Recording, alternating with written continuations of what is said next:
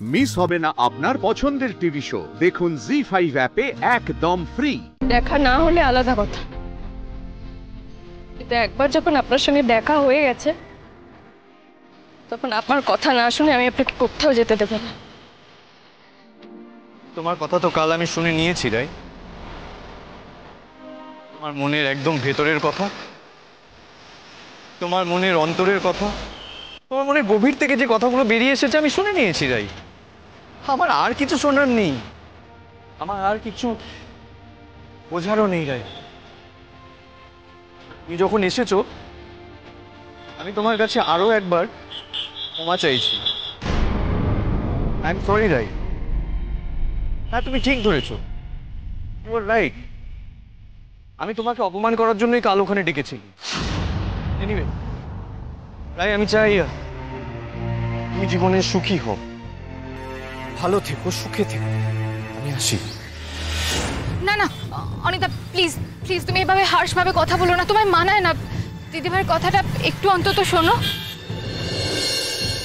স্রোত, আমাকে অনেক কিছুই মানায় না।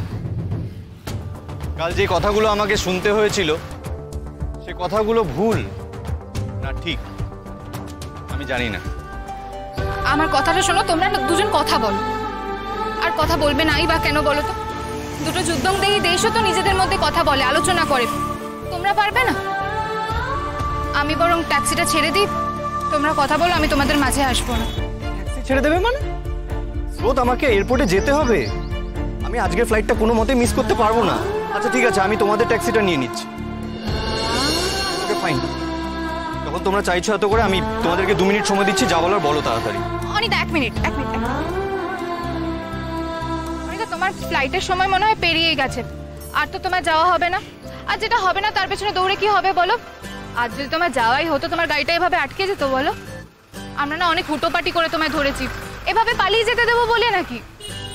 আর জানো তো, আমি না SR के फैन, তাই বিশ্বাস করি अगर किसी चीज को पूरे दिल से चाहो तो पूरी कायनात उसे तुमसे मिलाने की कोशिश में लग जाती है।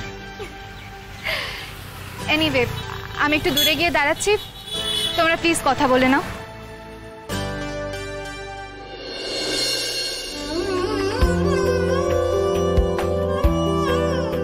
তুমি এত দূর এসেছো কিছু বলবে বলে, কি বলবে বলো? আমি শুধু এটাই বলতে চাই, আপনি চলে যাবেন না প্লিজ।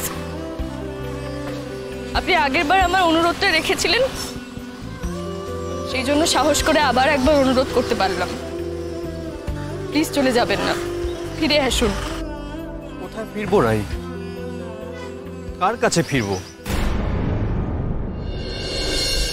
তাই আমার আর ফেরার কোনো জায়গা নেই। সত্যি বলছি রাই, আমি চেয়েছিলাম, আমি একটা ভালোবাসার বাসা তৈরি করতে চেয়েছিলাম, কিন্তু তারপর দেখলাম সে ভালোবাসার বাসার দেওয়ালগুলো অবিশ্বাসের, ছাদটা সন্দেহের। সে ঘরটা ভেসে গেছে রাই, সেখানে আর কিচ্ছু নেই। আমার ফেরার আর কোনো ঘর নেই রাই। তাই প্লিজ রাই, তুমি আমাকে ফিরতে বলো না। জি5 ডাউনলোড করুন আর সব এপিসোড দেখুন একদম ফ্রি।